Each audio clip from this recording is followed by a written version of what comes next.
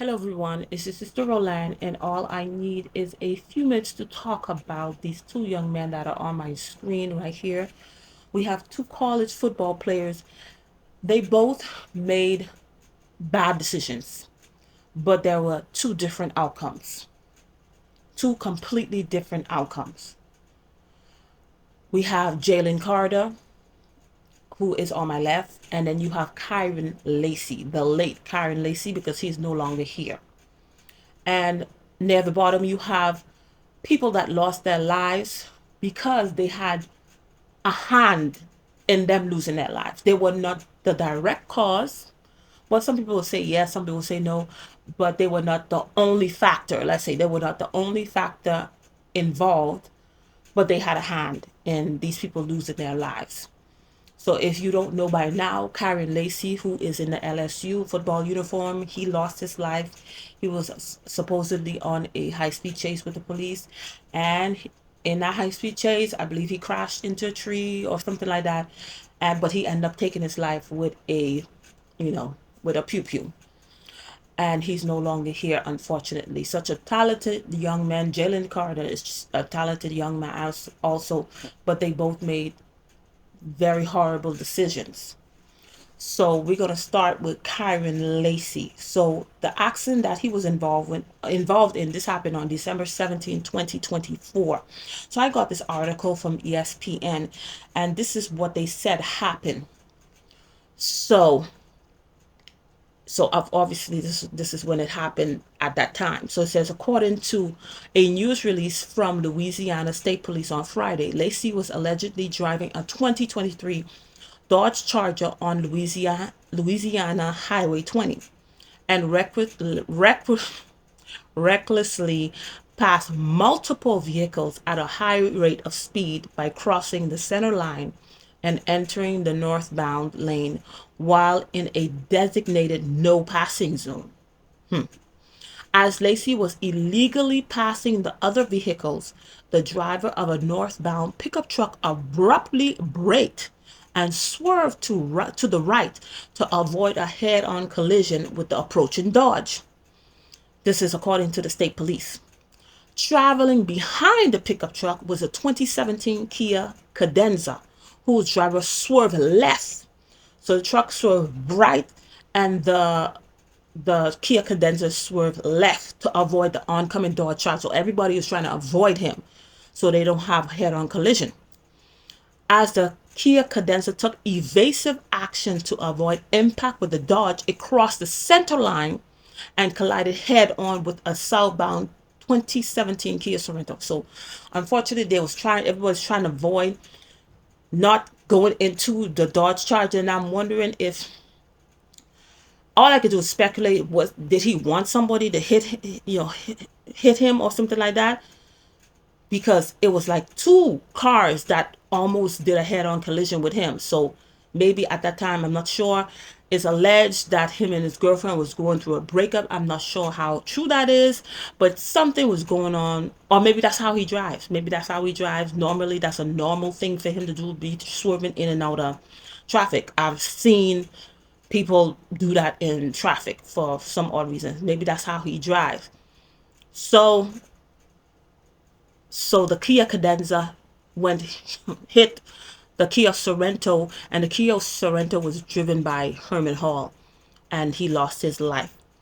So police allege that Lacy, who was 24 at the time, drove around the crash scene and fled without stopping to render aid, call emergency services, or report his involvement in the crash. And I believe he turned himself in when he found out that they had a warrant out for his arrest. So he just went by on his merry way. Some people see that happen. Uh, their car didn't ain't nothing wrong with their car, so they don't think they need to stop. So he just went on his merry way. But I'm guessing there was camera footage, because for them to explain it that way, they had to have some type of camera footage showing that, you know, everything that happened. And, doing their investigation, they found out it's him, and then they issued a warrant out for his arrest. And I believe his bond was like $151,000. So obviously, this young man was probably when he got the warrant that he was there's a warrant out for his arrest. I'm sure he was now by that time he was worried, and he hired a lawyer, and the lawyer had put out this statement here, you know, and then he was feeling hopeful because here he goes, he posted on his Facebook, trust the process, and his attorney through the article, a synopsis of it from WAFB 9.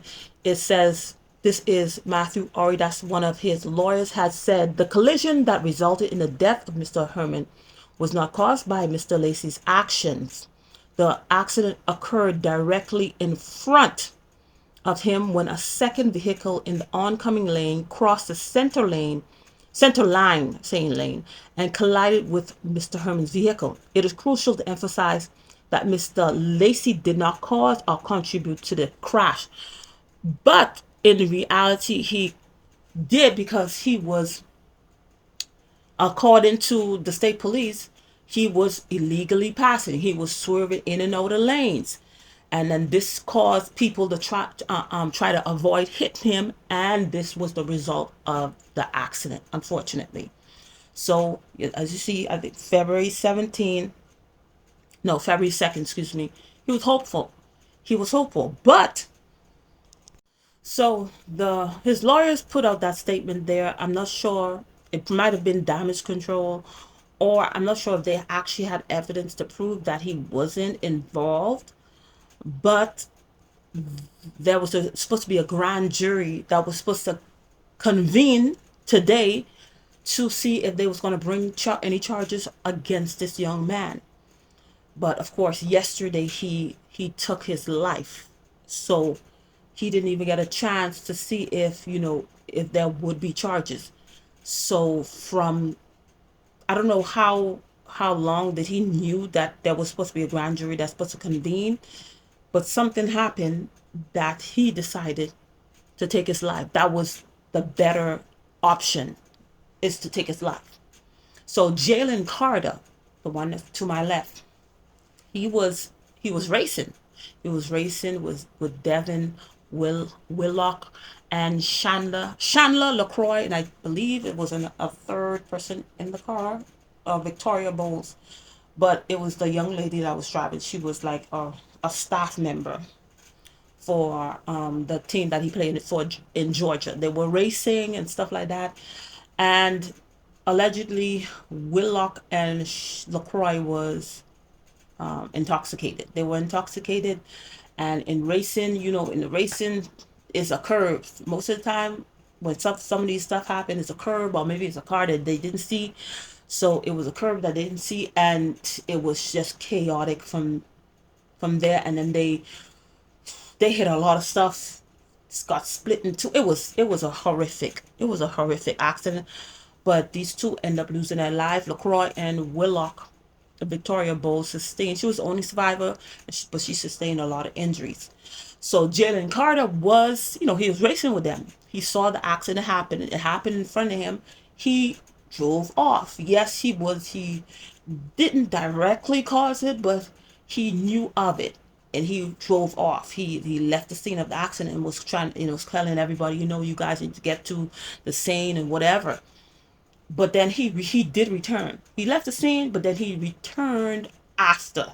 I believe, an hour after or a few hours after he came back to the scene of the accident. And the police, after interviewing, figured, this is what happened.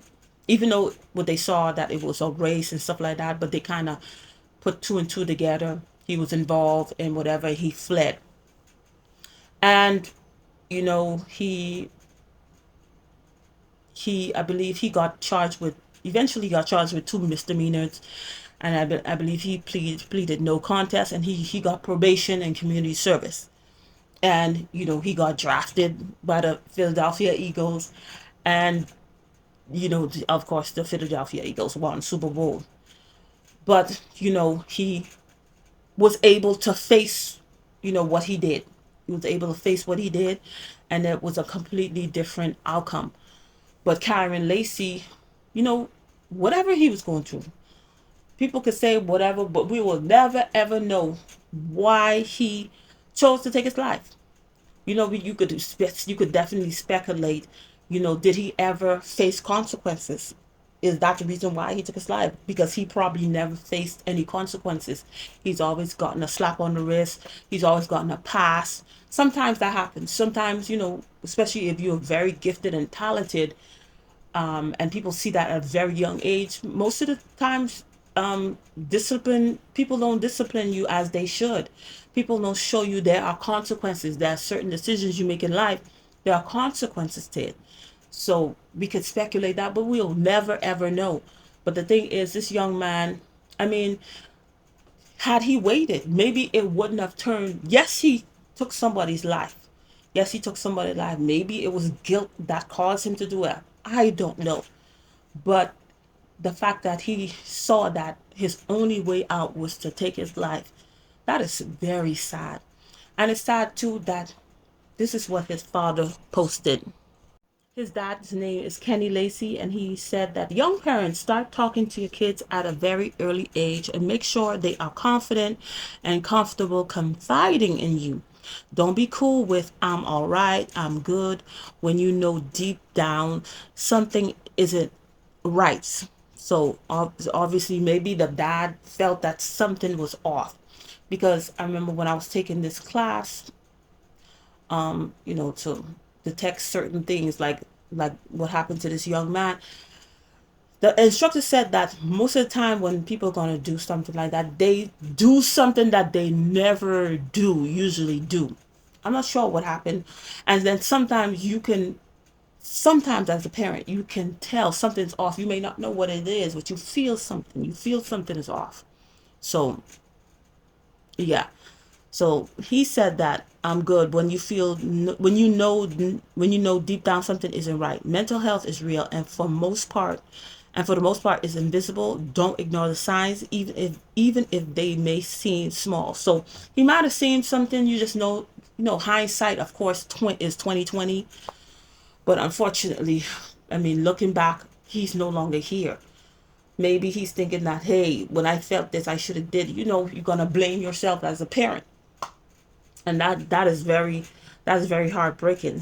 He says our lives has changed forever, and this will never be okay. But God needed my baby more than he was needed here. This has to be the biggest pill our families have had to swallow. But I know the love and compassion in our families will get us through. This will never get easy, but we'll learn to live with it. Check on your kids' mental. So the only thing is, it's just very heartbreaking story. But the only thing I can tell the father, God did not needed your child off this earth. Because I'm sure, as talented as this young man, I I don't know if people say that just to comfort themselves, but God would not hurt his kids. He does not do evil to his kids. There's one thing, that's I call it thing, that comes to steal, kill, and destroy. That's the only thing that still comes to steal, kill, and destroy. So when people say, "Oh, God needed my child," or "God wanted another angel," and stuff like that, God needed another angel, so He took your child. Sometimes we just repeat stuff because we're so used to, but certain stuff is not. God has nothing to do with that, because at wherever he was in life, something made him believe that that was his only way out. There was no other way out.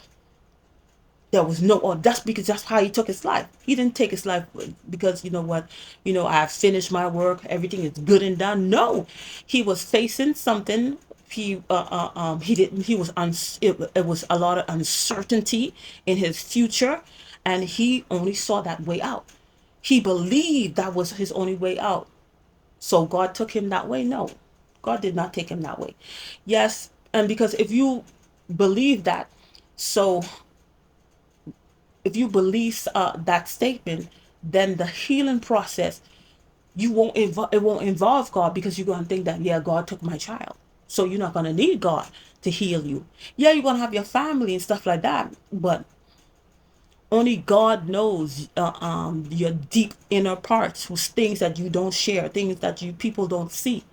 But if you believe that God took your son, your daughter, or whatever, you won't go to him. You won't first go to him. You won't think to go to him. You'll probably go to him out of routine, but you won't openly open up to God, because you put in your mind, not by your fault, but by things we so used to hearing stuff like that. God needing my child better than me. No, you need your child. God knows that you need your child. That's why you felt something off. I don't know if he felt something off. That's why he's trying to give you a warning. We don't know. We all we can do is speculate, unfortunately. But Jalen made a mistake. I'm sure before they charged him with the misdemeanor, he didn't know, how everything was going to turn. But it ended up working out for him, some way. Even though he's gonna still have there's still consequences, because he has a lot of money he has to pay. A bunch, all the family sued him and different things like that. And plus, I'm sure seeing them, how they lost their lives, I'm sure that is ingrained in his in his memory, in his mind. So that's something probably that will never escape him. You know, even if he gets therapy or whatever, some stuff would stays with you. So even though, yeah, he won, he he still, it seems that he's winning, but you don't know what other battle that he's facing. But it's unfortunate Kyren Lacy took his life. He could have did so much more, but all we have is memories of this young man. So anyway, that's all I had to say about the situation. Thank you for watching, and I'll see you in another video. Bye.